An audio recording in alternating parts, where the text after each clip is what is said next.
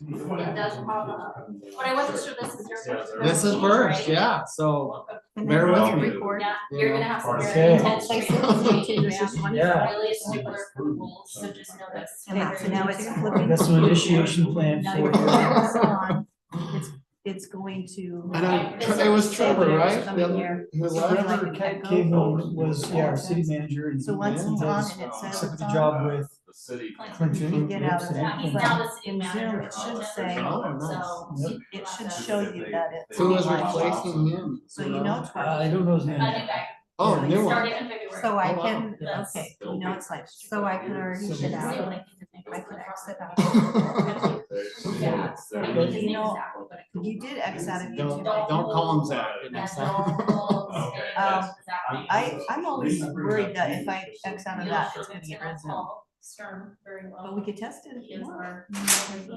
He was here, I came to the city council. Okay, so you're back, you're on YouTube, so when it's time to record, and you can go ahead and do it now, and then we can I'll Jeff. shovel it out, Chad. get I'll more, shovel it out for the snow. record on this. Get computer. I came straight. We Sure, here. herbicide. Hey, Dad. that Chris. today. Hey, good to meet you. So, do you know the procedure, since we technically are new commission, new year? Like, for starting Hey, just the- happy to be here. Well, since you're the vice, you're No. gonna be in charge. You're the vice chair from before you. It's gonna be late. Okay. I mean, this is the most softball first meeting for you. There's no agenda item. Well, that's, I looked at him like, there's nothing. Yeah, this is rarity. Yeah, my first meeting was like 4 hours. Yeah, right? I know, yeah. That's when Jeremy sold me on like, we got this now. I haven't yet. Food, and I show up in sport. I'm like, oh my gosh, what did I get into here? And that's because Yeah. I was with my Yeah, grandson. on his Jeremy said he didn't think you guys in needed them. Florida. I couldn't make it back for the meeting. Jeremy's not. in We're charge. good. Well, I know, but that's why we had printed them for you, because Well, here. you were all emailed. Should I just You share? should have all received an emailed version. Yeah, I have an electronic copy on my phone. Yeah. I So can we follow would, along. do you want a written one? Sure. Well, I get involved in auditing and stuff like that. You guys share the agenda just because they didn't. Paul already has one, he might be the I only think we one. can manage that. I think we can do Do that. you want copies? So I'm excited. Yeah, I mean, it's a really heavy schedule here. Yeah, it is. yep, she just needs to know what it is that you guys want. And All I right. asked him and he said, we don't use them. I like having the agendas, what do you guys think? Yeah. I use them if we have to read off for motions. Yep. And so it helps. And I write Yeah, down. that's notes. pretty much, Notes. that's pretty much Yeah, it. it's good for. If I have my iPad, I have them with me, but. Okay, no problem. You can go. And tell. That's what that's addressing. Ray Lynn's in charge That now. was really good. Yeah. It It's, gives a data point. so- yep, nice to have something to anchor there. RAELYN. I see you've got a new haircut. Yes. Since the last time I saw you. Yeah. Oh, you're looking sharp. Yeah, man, you trimmed up your beard Get a and recorder. your hair. is different. I know you said that to me yesterday. I've got a barber in Lake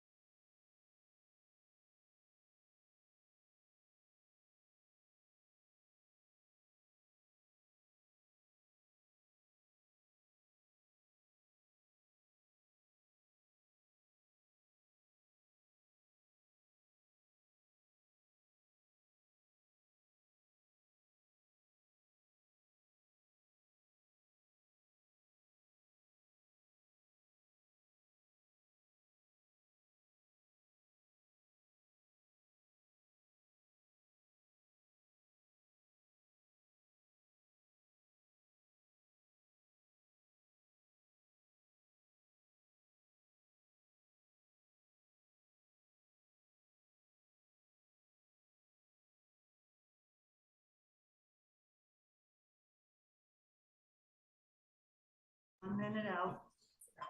Go ahead and start recording. For recording. And then start. Okay, there you go. And then you'll just look over at the chair and let them know. So, you're good to snow go. basin? Mm-hmm. All right. Yeah. cool. I'm gonna go try it out. I skied, well, 1.5 times this year, but snow's. Better to record too much than so Yeah. we don't forget in the middle I of love snow bison. I don't have a pass this year, but, I've had, business associates take me and stuff. Yeah, it's great. It's the tallest mountain, man. I won't go on weekend. I don't. Yeah, right, right. I can get there in a week, I'll get there in a week. It's a cool place. It's a lot more intimate than. All right, guys, we're gonna go ahead and get started. Are you guys ready? Okay. Make it official, all right? I want to welcome everybody to the Planning Commission meeting for South Weaver City on January the 11th. And first and foremost, I want to welcome our brand new commissioner, Chris Roberts. Thank you. So I don't know if you want to take a minute and just introduce yourself really quick to the commission and, Yeah, Chris Roberts, I'm super excited to be here, first meeting, so bear with me on the whole logistics and how this all works, but excited to get more involved and see how it works out. all right, well, welcome. Thank you. We're an amazing commission and you're just gonna make us better, so. As a reminder, especially for new people, make sure you talk into the mic. Oh, sorry, yeah. This especially doesn't go out very well on YouTube without you talking. And make sure your light is lit up, otherwise your microphone is not on, so. There we go, thank you. Perfect. Okay, and first item of business is actually our Pledge of Allegiance, and it's gonna be done by Commissioner Boatright. So everybody stand, repeat after me. Pledge allegiance to the flag of the United States of America and to the republic for which it stands, one nation, under God, indivisible, with liberty and justice for all. Thank you.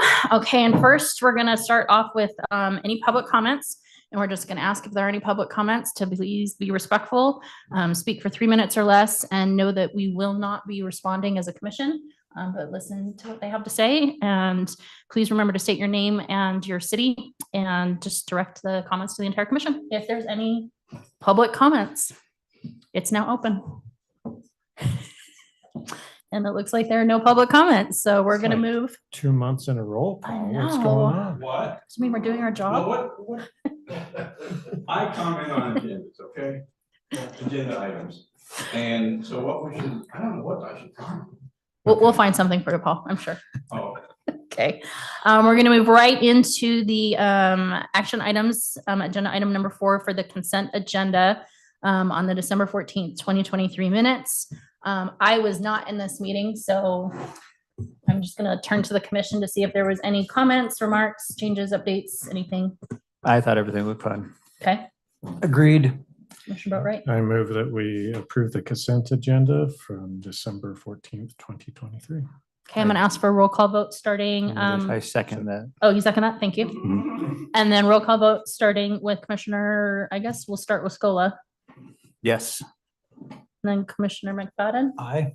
Aye. And Boatright, and then both Chris Roberts and myself are exempt, I guess, is that the word? Abstain? We'll abstain from that. So looks like we've got approval on that. And then the most important item of business besides the land use training that Jamie's gonna be doing with us a little bit later on is of course appointing a chair and a vice chair for the planning commission. This is something that we get to decide as a commission. And so I'm gonna just open that up to the commission to, if anyone's interested in the chair position, if anyone's interested in the co-chair position. The one thing I do want to remind whoever is in the chair or the co-chair, there is the additional requirement of code committee, which meets the same days as city council. So it's the second Tuesday and the fourth Tuesday of each month from 4:30 to 5:30. And so that's an additional meeting that you'll need to plan on attending in addition to joining on the planning commission meetings each month. So nobody wants to go? I will admit, I'm fine. I've served as co-chair for the past 2 years, so I'm fine stepping into the chair position. If you guys would have me. but I definitely need a co-chair. And if anybody's interested, now is the time to put forth your interest. Nobody? What are you said every Tuesday, Thursday are those meetings? So it's it's The the second second Tuesday and the fourth Tuesday of every month. And it's just for an hour from about 4:30 to 5:30. And basically it's just, we've got a lot of areas within our code that are going through rewrites. We're trying not to be reactive. We're trying to make sure that our code is buttoned up so that it becomes very easy. It either matches what our city wants our code to be and buildings to be, designs, things like that, or it doesn't. It's the chair and the co-chair. It's both. Yep.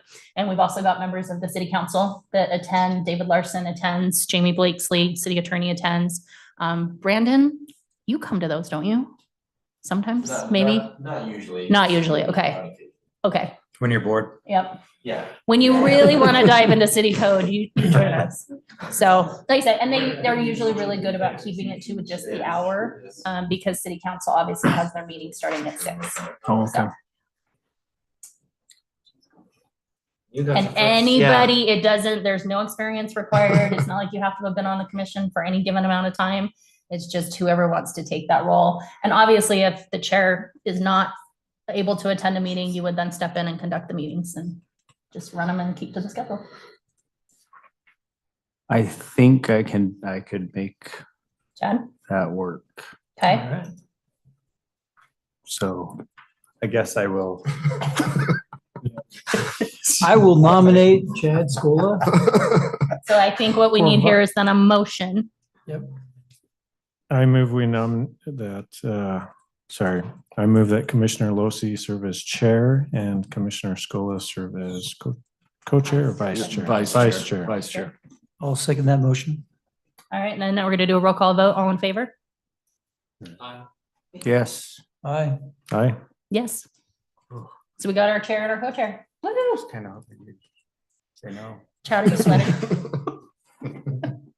All right. Chad for vice chair. And then I don't know, seating doesn't matter, does it? Or will we switch it for the next? Can we keep seating just as is? Can I? Okay, Maybe in a different phase maybe of we'll my keep it life, this way I unless we should- feel like we need to change it. So, okay. I'll do it. Next item is land use training by City Attorney Jamie Blakesley, and I'm gonna turn the time over to him. Be prepared to be enlightened, educated, all of the above. What an intro. I love it. Be prepared to meet your annual requirement to have this training. But we'll make it as engaging and as entertaining as we can. Raylan's gonna pull the presentation up. My preference as I do the training is please ask questions, interrupt me lots. I would rather it be a conversation.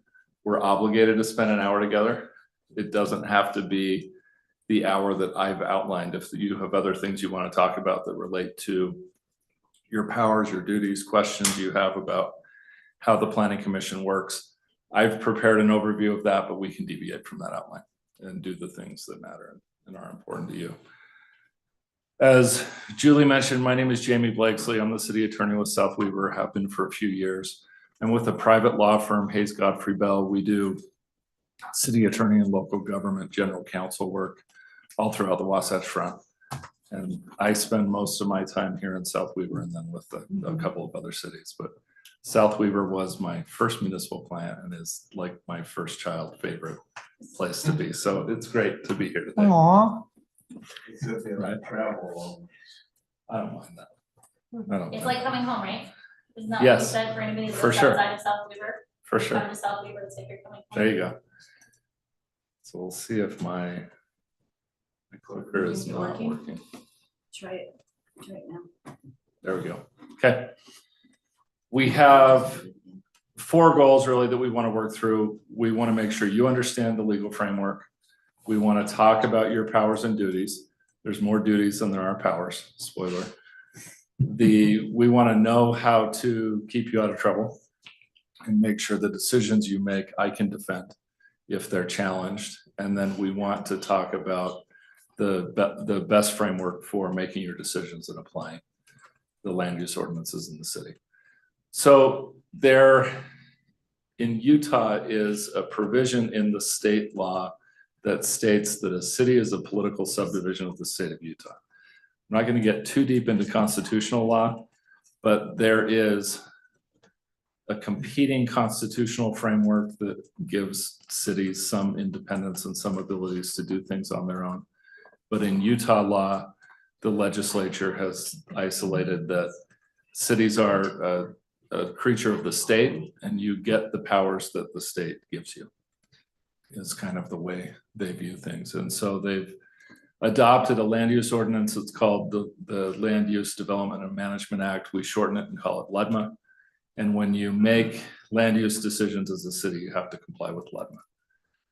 LUDMA allows cities to enact its own land use ordinance and standards as long as you don't deviate from federal or state law. You have to have a planning commission, you have to have a land use authority and an appeal authority, and you have to have a general plan and a process for considering land use applications. Other than that, you do have quite a bit of flexibility to determine what you want the land use in the city to be. And the planning commission plays a really important role in that process. There are some themes in LUDMA that are, I think, pretty consistent with the priorities of the legislature in the state.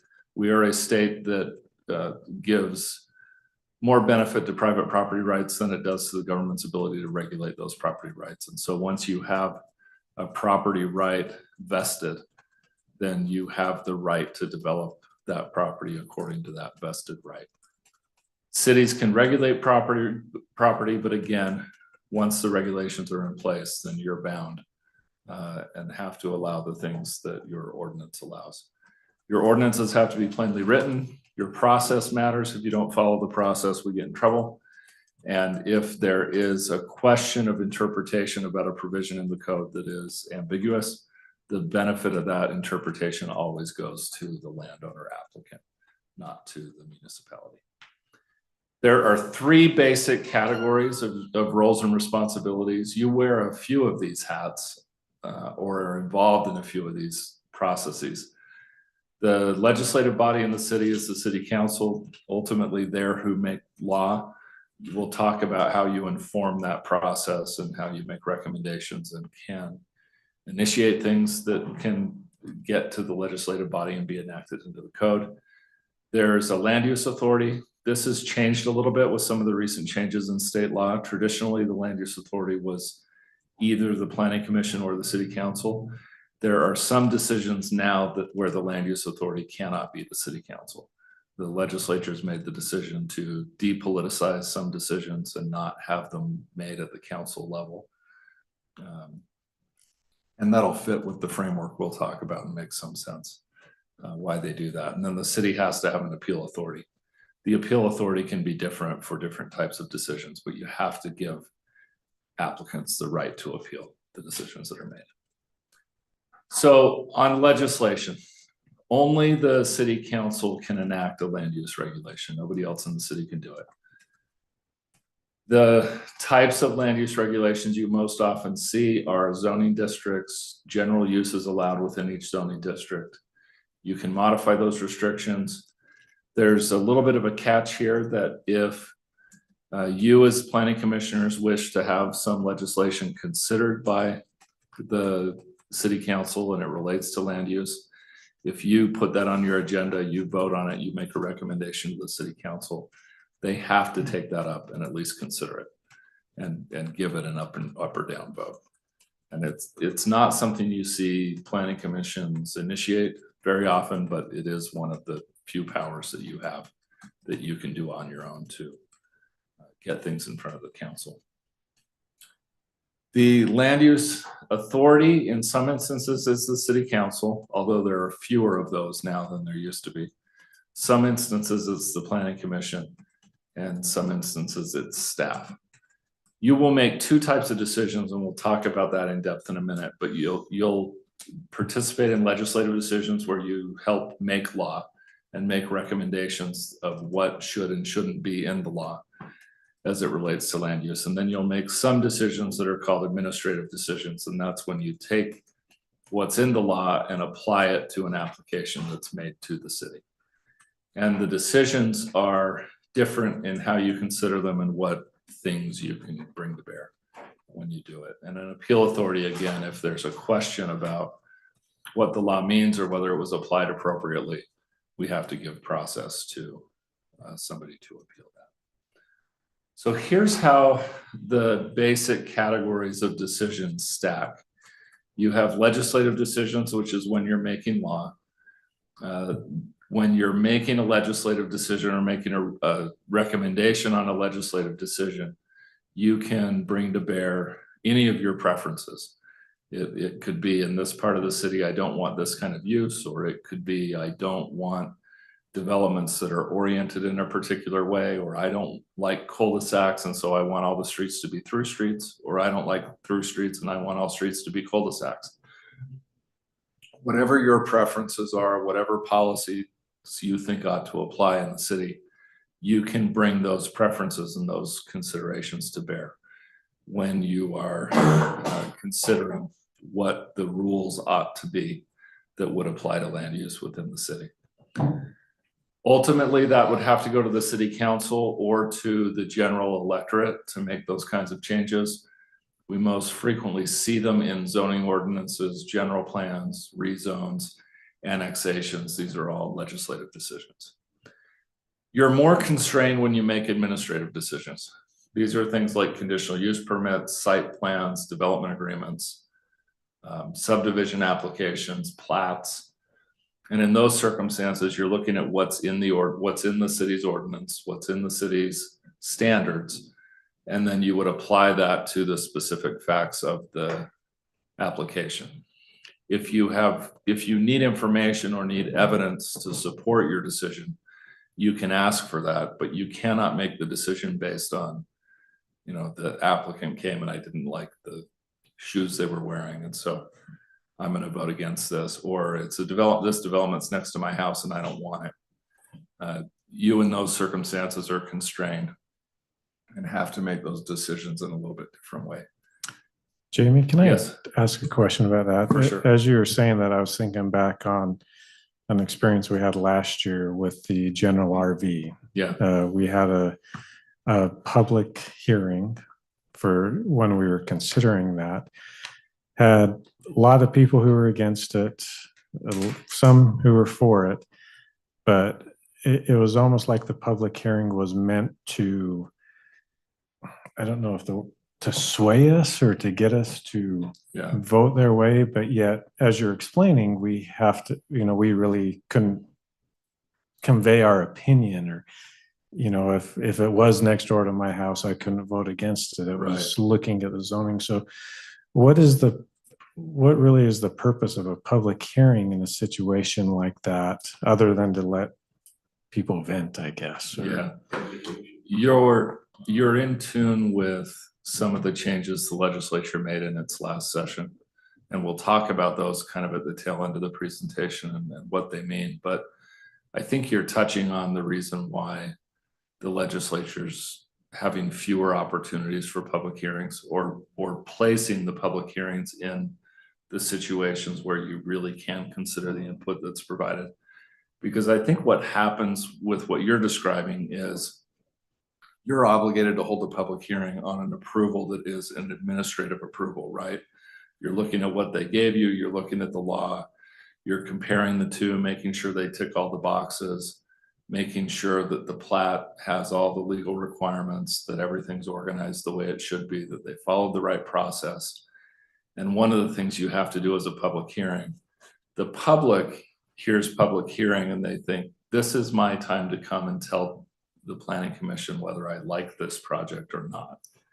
And unfortunately, whether they like it or not, or whether it's popular or unpopular, is not something you can consider in that circumstance.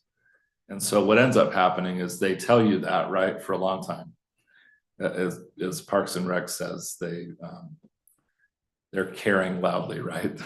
When you have the hearing. And it's important that you hear from the public. But unless they're giving you information about the development that is evidence that you can put in the record to support a decision one way or another, you can't consider the fact that they like it or don't like it. And so they leave frustrated because they feel like I came and I spoke on this and they totally ignored me. And you feel frustrated because you have to hear all these comments that are about whether people like or don't like the project, and you can't take any of that into account. What you could take into account is if they came in and said, the site plan shows an exit point here, and I think that movement with vehicles coming out of that are going to be dangerous for the other users of that infrastructure. And you then can follow up on that and ask for, you could ask the developer, we'd like you to look into that. Will you get an engineer's report or a traffic study that can show that kind of thing? Or they may say, I don't think the circulation pattern inside this development is going to work. And you could do the same thing and request that information. Where you have to be careful when you get that information is the fact that they've stated that opinion isn't enough for you to base your decision. So I would ask you follow up on that by saying, get us information to help us understand. And then once you get that information, you can put that in the record and then make your decision based on that. And that's where public comment can be helpful. And the chair of the planning commission can help a little bit with the instructions that are given at the beginning of a public hearing, and then how you guide and manage comment. And it can be helpful even to remind people that as much as you would like to say whether you like or don't like something, we can't consider that, right? Public clamor, public consensus, that's not part of this decision-making process. But if you want to give us information about the project, we can't consider that. We can put it in the record. We can use it as part of our decision-making process. When, to fast forward to the end of the presentation, the subdivision rules changed in the last legislative session, and they required all cities to update their subdivision ordinance for 1 and 2 family dwellings, so single family homes and duplexes essentially, and for townhomes.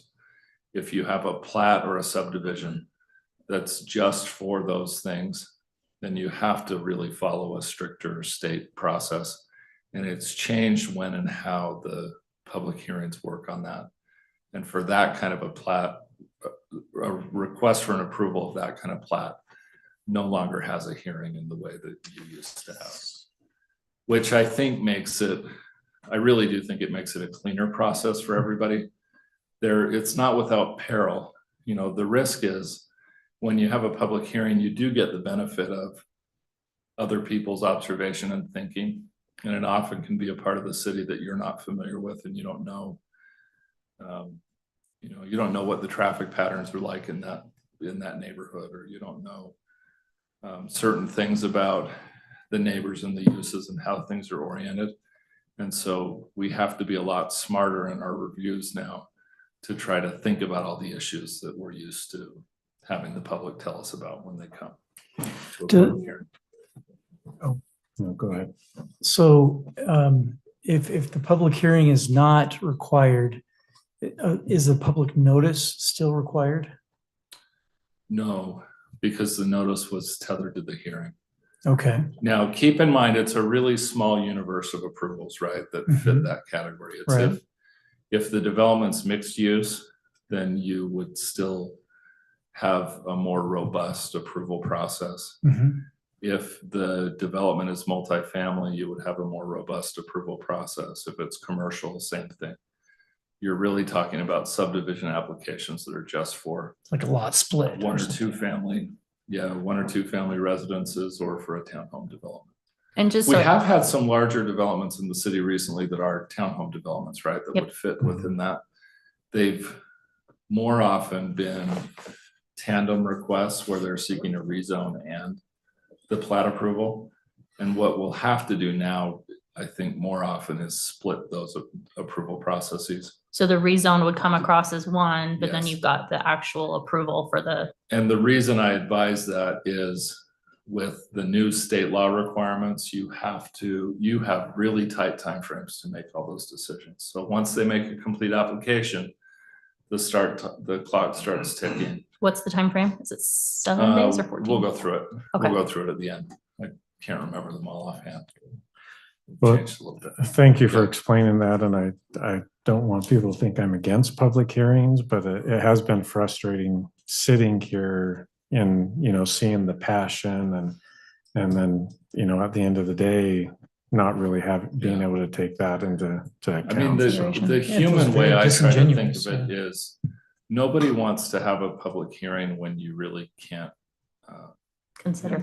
yeah, What's when said. you can't consider what they're There's saying. no It teeth, just yeah. feels like you're wasting everybody's time. And as part of the change, didn't the approval then go to staff for these Yes, one so and we'll talk two? about that. You, Okay. for those kinds of plats that we've been talking about, the residential only that are 1 or 2 family dwellings or townhomes, the final approval can no longer be the city council. Okay. And that's a big departure from how most cities are used to doing things. And most city councils are uncomfortable with the change. But that's the requirement under state law. Okay. And then cities have choices about where they would like that approval to occur. It could happen at staff level.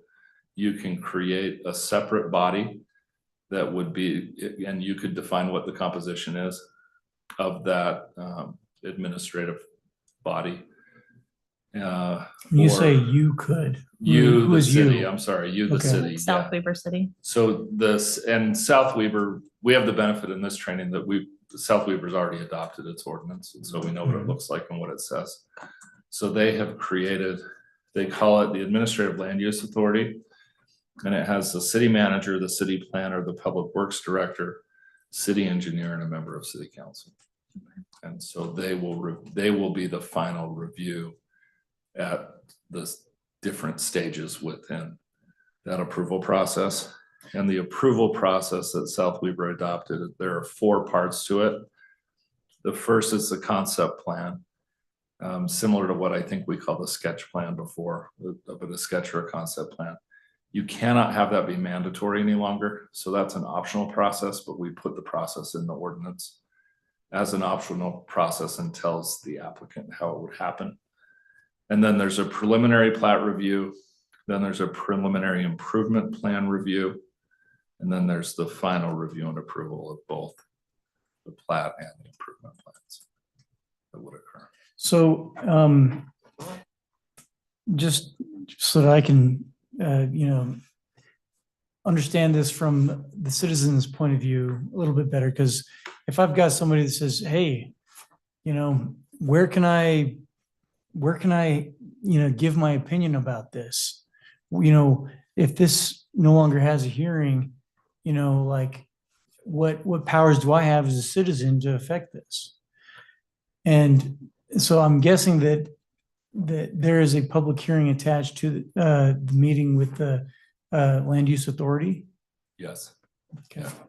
And that would be where they could voice their opinion? Yes, but there is not the same opportunity that people are used to Okay. for subdivision approvals. Where they really will voice their opinion is when the city adopts its ordinance. And so I think we as citizens, not as officers of the city or employees of the city, but we as citizens of where we live, you'll want to be mindful of what the zoning is on the adjacent properties to where you live and where you own property. Because once it's zoned that way, they'll have that right. And if they make application, then you really don't have a voice in that process. It becomes a binary, look at what's in the application. Is it complete? Then it moves forward. And you would compare it to what's in the ordinance. And if it complies with what's in the ordinance, then they would be entitled to that approval. Form-based approval. Yeah. I will say that has been one of the things that I've observed during my time on the planning commission that has been the most frustrating, is that the time when the citizens really have the most impact in weighing in is, and nobody's here except for Paul, who is our Yeah. champion. And that's something that I wish, and that I don't know how we can maybe educate the public on that. Like, if you really want to have an impact, pay attention to the rezones, because once again, if a rezone gets approved at that point, we really, as a planning commission and city council, we're bound by what our code states and what we can weigh in on and do, Correct. and we can't go outside of that, right. unfortunately. Mhm. You know, regardless of how many people then show up and say, I don't like it, I hate it, I don't want this, you know, unless there's a cause for safety, you know, impacts, interfacing, things like that, like we really are limited on what we can, you know. Correct. I'd also just Vote no. around when you're going through the general plan, it's a great time for citizens to be involved. Huge time to Because pay that's- attention to zoning. Right. And Right, because areas. that's when they can talk about, well, what do we anticipate or do we think is a good future land use here, which informs the process for them making a request for a rezone. Yep. So it's, those are kind of the two times that It would does be matter. helpful to be involved.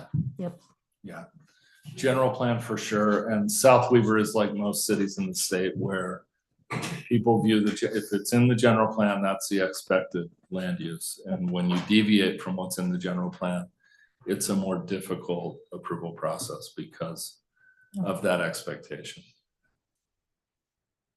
So moving along, and please interrupt me more if you have other questions. That dialogue was really good and useful. On land use decisions and regulations, only the legislative body can do things like changing the number, shape, boundaries, area, general uses, or any regulation that relates to land use within the city. That right resides with the city council. But the city council cannot make any of those changes without it first coming to the planning commission. And you, as I mentioned earlier, can initiate changes that you would like to see by bringing it up at a planning commission meeting. And then if you vote to recommend, then the city council has to consider that, whatever it is that you recommend. We talked a little bit about appeals and variances, but just to put a little bit more detail to it. On appeals, the city establishes the standard of review. There's two choices you have. One is de novo, which would mean they get to make the decision all new again, as if it wasn't decided in the first place. The other is on the record. When it's an appeal on the record, it's just to see whether you followed the right process and whether you considered the right types of information when you made your decision. The applicant has the burden of proving that there was a mistake or an error, and to be overturned, the decision has to have been illegal, arbitrary, or capricious. There is a new little nuance with the changes in the subdivision ordinances now, that there's a separate appeal process from the decision of a land use authority, because you had, or the administrative land use authority, because it used to be that you had staff, you had the planning commission, you had the city council. Now you have staff, the administrative land use authority, the planning commission, and the city council. And so there's a little kind of sub appeal process where if they want to appeal the application of standards, really this is the document Brandon puts together that has road widths, pipe bandwidth, capacity, dimensions, shapes, and if they think that that was improperly applied or improperly measured, then they can appeal that. The appeal process is interesting for that. We get to pick an engineer, they get to pick an engineer, and then they Do you guys fight it out? essentially get together and duke it out. Yes. So I will just say that when this was discussed prior to the bill going forward, I was involved to some degree with that. And I just remember feeling like you can get 10 engineers and you're not going to always come out with the same opinion, but 10 different I don't opinions. know, it made him feel better. So I thought it was only the lawyers that didn't get along. I guess. no, not It's necessarily. more- I mean, there might be some that would agree. I'm not saying that, but it'll be interesting to see. So we have yet to see that process play out. We'll just see. Yeah. how that We're goes. beginning to see more minimum and maximum standards defined in legislation, which can sometimes be hard, right, to work through. So it's not just decided on thumb war or? Rock, paper, scissors. No, unfortunately. So. Judicial review, land applicants for a land use approval do at the end of the day have a right to seek judicial review. They first have to go through the full administrative process with the city. The judicial review can be sought by an applicant. It also can be sought by an adversely affected party. And this is when you sometimes see a neighboring property that doesn't like what's happening. And they'll say, they'll decide they want to push the decision and have it go to court. When a court reviews it, there's two ways it can come. One would be, is the ordinance valid and proper? And they're really looking at whether the regulations were properly enacted and whether the regulations fit within the constraints of state law and federal law. And then on the application of an ordinance, courts give really heavy weight to the way that a city applied things. The only reason they would overturn it is if it's, quote, arbitrary and capricious, or it's illegal. And when I talked earlier about needing evidence for some of your decisions, that relates to the arbitrary and capricious standard. If you don't have something in the record that supports the decision that you made, then they will say, well, they just made it based on their preferences, and that is arbitrary and capricious. But if you responded by saying, I'm concerned about the traffic flow, I'd like to see a study from a traffic engineer before making this decision, and then you have the study from the traffic engineer in the record and it supports the decision that you made, then the court will give deference to that choice. It's not going to substitute its judgment for yours. We talked a little bit about that, but you'll have it in the presentation. I want to walk through quickly some best practices, and please ask questions about these as we go through them, and then some practical pitfalls, and then we'll move on to the legislative changes. So before you make any decisions as a planning commission, I would advise your first inquiry should be, what kind of decision am I making? Is it legislative? Is it administrative? Or am I part of the appeal authority? Once you know your role, then you have a better idea of what the procedure will be. You have a better idea of what kind of documentation, information you have to present when you make that decision. When you make decisions in meetings, it is helpful to state the reasons for your choices, especially when you're making administrative decisions and you're basing your rationale on information in front of you. When you state your reasons, that brings all that information, pops it down into the record where you know that it will be there. For legislative decisions, public hearings are hugely beneficial, because then you can take into account, do people like it? And you can take into account people's preferences and all the policies and different things that they may raise about how you make your decisions. For administrative decisions, you will see fewer public hearings than what you're used to, which I think is a good change and a healthy change. But it is your obligation to know the law and then apply it exactly when those situations come to you. So ask lots of questions. If you're not sure what the law is or what the standard is, staff can help you. We can be your arms and legs and help gather information for you and make sure you're prepared before you make those decisions. Generally, I think it's beneficial to delegate whenever you can. That applies more to kind of some of the staff roles and the city council roles than it does to the planning commission. And then practical pitfalls. Site visits is something you need to be really careful about, because if you visit a site and then you don't state that you visited it in the record and state what you saw and what you observed and how things looked, then that is evidence that is not in the record and could lead to an arbitrary and capricious decision just because it hasn't been stated or reflected in the record. That doesn't mean you can't visit the sites of proposed action, but you do want to be careful in a few ways. I would not recommend that you visit the site with the applicant present. You can drive by or see a location on your own, but having those ex parte communications with, and that's a fancy legal word for talking to them when you're not on the record in the meeting, then it leads to a lot of misunderstandings, but it also creates this idea that maybe you received information that's not on the record and not part of that decision-making process. And so if it's challenged and you did rely on that information, it makes it really, really hard for me to defend the decision that the planning commission made. The other concern on site visits is don't do it in large groups of planning commissioners. If three of you are together and present at that site, then you're technically holding a meeting and It's you a can't quorum. do that. We because- constitute a quorum and we can't do that. We can't be in groups of three. So Correct. if three of us are together, one has to walk away. So If we're Right. talking about, if it's we're a- talking it's a about city social, you business. know, if you're Yeah. at Burley Burger and you bump into each other, no big deal. But if you're at Burley Burger, you bump into each other and you say, hey, can we talk about the thing that's on the agenda next week? Then you start getting into issues. So you have to keep to, you know, how your kids are doing, what your hobbies are, how the burger is, all those kinds of things. What's your favorite burger?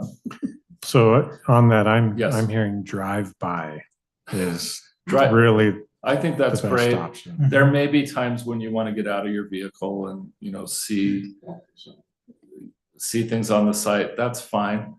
Just, Is that something we're allowed to do though, or are Yes. we gonna, because I just remember a situation with the lot across from city offices that, you know, somebody was cited for or, you know, they were saying they wanted to cite him for trespassing because it was a matter of trying to figure out, you know, with what was going You have the on. right as a city official Okay. to look at the property that is the subject of. Without a having matter DCS that's called on before us. you. Correct. Okay, good. Now, that's not like, you're not a police officer, right? You can't go into people's homes. And you can't go into people's backyards and you know, Hop do those kinds of fences, things. But more often than not, the things that are coming to you, it's open land. You can see the conditions. You can walk safely on the site. Do take caution if it's an active construction site, right? They may have safety restrictions, things like that. You could ask for permission to see the site and then do it in a safe way. If that were the circumstance, don't go into people's homes, don't go into people's yards, don't do it in a way where they're going to think that you're a trespasser or a burglar, that kind of thing, but So, you can look at property. so do we need to go on record if we visit the property or no? Yes, I would Okay. come back and I would state on the record when you're discussing that topic that as part of your review of the materials for the meeting, you went and looked at the site and this is what I observed and this is what I saw. And that's important on some things. Yeah, and I want to highly encourage everybody. I mean, if there's something that comes up, we actually had a lot of public comment, like, do you even know where this area, this parcel that's, you know, up for subdivision or rezone, do you even know where it's located? And if you don't, it makes it really hard to have a discussion about it. And even if you can't physically get to the property, there's maps, there's Google Earth, there's things that you can do so that you really are familiar and can talk with an informed opinion. I remember that meeting Yep. and I got a little testy. Yep. I think we all felt it. No, that never. wasn't the first meeting, was it? No. The third bullet on the left-hand side is a point of caution that if you get a phone call that says, hi, I'm the developer of the site that's on the agenda tomorrow night, can we talk for a second? And that happened. Turn it down and just say, I'll be at the meeting and we can talk. I'll hear what you have to say at the meeting during the Correct. public comment period or whatever. Be careful when you hear, I get that this meets the ordinance standards, but I really prefer. That's when what that really says to me in legalese is, I understand this is an administrative decision, but I don't like it. And I'm gonna apply my own standard and. It that checks all the puts little boxes. bells off in my mind where I think, okay, I can't defend this decision if it's challenged. And the word but is in there. But I've had so many people from the neighborhood call and talk to me about this. That's fine if it's a legislative decision. It's also fine if it's an administrative decision and they're giving you information that you want to bring forward. It's troubling if you're kind of weighing, do people like this or do they not like this? And it's the kind of decision where you can't take that into account. So on that, so if someone does give you information you'd like to bring to the council, you know, someone, you name them by name or? You don't always have to. It depends on what it is, but if you want to use that information to support your decision, you know, you bring it. And then during the discussion on the meeting, in the meeting, say, I received some information from a citizen on this. And I think it's helpful to our decision. I'd like to put it on the record. And then you can just make it part of the record, describe it, and then it's there to support. Yeah, so sometimes citizens will email us and will share their opinion about something. And a lot of times we'll go through each one of those that we've received so that that's part of the record. Yeah, and sometimes it's helpful, sometimes it's not. But an example where I have seen it helpful is There are some planning commissions that are involved in conditional use permit applications.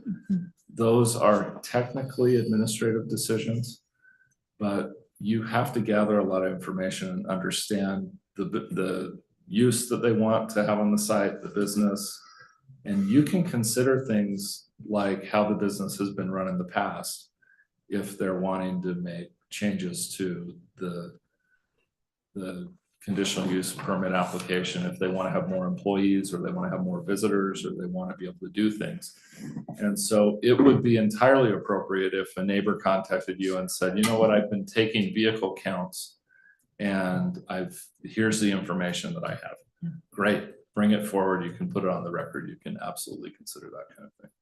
Maybe a lot of times parking, that's obviously a big thing that we kind of deal with, and we might go check out a site and think, hey, during the day, it's great. It looks like there's plenty of parking, but if you go in the evening time when everybody's home and you realize people are parked, every side of the street, out onto the sidewalk, those are things we may not know that a neighbor will be like, hey, by the way. Yeah. And we had not too long ago, a really difficult situation with short-term rental that was operating in the city. And a lot of the information that came to bear on that was from neighbors that would take pictures of vehicles, take pictures of events, help inform the city of what was happening. And it was entirely appropriate to consider that information when you're making that decision. Text communication during a meeting. So just be mindful that Open and Public Meetings Act, when you're together as a quorum and you're doing the city's business, you have to do that business openly. And so if you're texting each other or texting residents or doing that kind of thing, those would all be off the record and would be inappropriate in that context. You certainly can text each other outside of meetings. Be mindful that you might be creating a public record when you're doing that. So it may not be a violation of the Open and Public Meetings Act, but if somebody asks for that communication, they may be able to get it.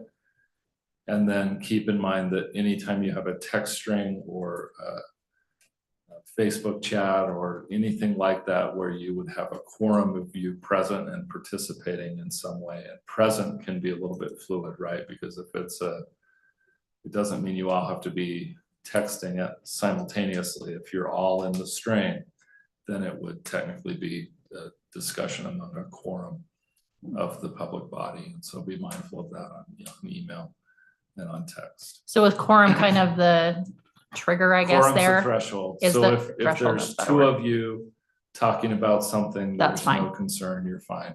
If there's three of you or more talking about something, then you get into quorum issues.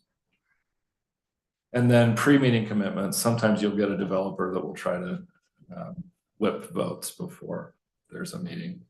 Avoid that. If they ask you to make your commitment, just say, I'm sorry, we're gonna have a meeting on this. We'll receive all the information. I'll make my decision based on what we receive. You're welcome to present whatever you would like at the meeting. Consider it. Okay. Raylan, will you load the next presentation? Are there any questions about the stuff we just went through? I was gonna say, we got to questions already. We're done? We're done with part. I'm gonna do a Part one. really quick legislative overview. We touched on some of the things already, but I wanted to make sure you were aware. We get a copy of this. Yes. Okay. Yep. You'll get it. And please. Then you'll email it to the city emails, Yes. right? Yeah. Do you know what your city email is, Chris? Yeah. Okay, good. And it'll be included in your minutes for this meeting as well. But yes, feel free to access it. My contact information is at the front of the presentation. So if things come up where you have questions, give me a buzz. Okay, I don't know if this will let me, oh, it will, perfect. So this is not my presentation. This is a Utah League of Cities and Towns presentation, but I thought it was really a helpful overview of what has happened legislatively over the last year and may help orient you to why we've had some of the changes that we have. We've talked about a few of the things. This slide is just that the legislature is really, really active in this area. And so we're going to see more and more every year. The most impactful bill in the last legislative session was Senate Bill 174. This is the one that related to subdivision approvals for 1 and 2 family dwellings and townhomes. And like we talked about, the city council cannot be involved in those plat approvals and those final approvals for administrative decisions. They are involved certainly for land use decisions of where you would like to have that type of use within the city, but they can't make that plat approval. And then the planning commission similarly is out of that final plat approval process. And like we talked about, the city and its new ordinance will use an administrative land use authority that has a little different composition. So this slide is what we already talked about. The city has to designate an administrative land use authority. South Weaver's ahead of the game. They've already done this. You cannot mandate a concept plan. You have that new appeal process we talked about for standards where you have the dueling engineers. And then we had until February 1st to implement the new ordinance. South Weaver's already done that. So we've complied with that. I think we've talked about most of these things already, but this presentation will be in the packet. A few things on the subdivision review process. You have really tight timeframes. So once the application for a preliminary plat is complete, the clock starts ticking and you have 15 business days, so roughly 3 weeks to work through and do that review. And that's mostly staff, right? Correct. Yeah, that's mostly staff. And then on the final plat, you have 20 business days from the time that you receive a complete application to when you can consider and make that final approval. I think most cities will end up in a situation where the administrative land use authority has to meet twice a month to just keep pace with this work. Okay. The appeal process, as we mentioned, has changed. If they appeal and they relate to public improvements or engineering standards, you assemble that 3-person panel. They have to meet within 10 days of a request to have that duel and consider that appeal. And then this is a little bit separate. I don't know that we need to talk about that here. And then there are some other ULCT resources and then some other things in here that I wanted you to have and have the information available to you, but we're not going to spend the time to go through it today. That is everything on my end. Thank you. Thank you. I know. I was gonna say. Yeah, thank you. That was great. Great reminder. Refresher. And I will encourage the Ludma website that Jamie mentioned, just going out, there's tons of training, there's videos, a lot of things to do with, you know, planning commission roles and responsibilities that obviously is given, that's applies, I think, to any planning commission in the state. So if you haven't had to check, there's a lot of resources out there. And Jamie, as members of the planning commission, we need 4 hours of training per year. Is that? You do, yes. Yeah, 4 hours. So for Chris, you have to have an initial hour before you can vote or act on anything.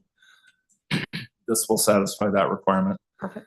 And then for your additional hours, what I'd recommend, and I'll say this out loud and then I'll talk to David Larson and we'll get it kind of put in place, but not all of it has to be live training. The league has really, really good stuff available online. Yeah. They're all on YouTube. You can go in and watch it. And we ought to just have a process for allowing you to watch the things that you think are going to be relevant and helpful to the kinds of decisions South Weaver has to make. Yep. And then keep track of that and have a way that you can certify that you did the requisite hours, and then we can document and have that on file. And I was to say, if there's a way that we maybe, I guess, through the community services director, you know, report the training Yes. or, you know, something like that. And I'll do, you know, the last few years, we've had some turnover on the planning commission. And so we've done more of the powers and duties in the general overview like we did today to make sure everybody's oriented to the basic decision-making framework and how things come to you and what things you can consider. But I kind of view that as it's like planning commission safety 101, right?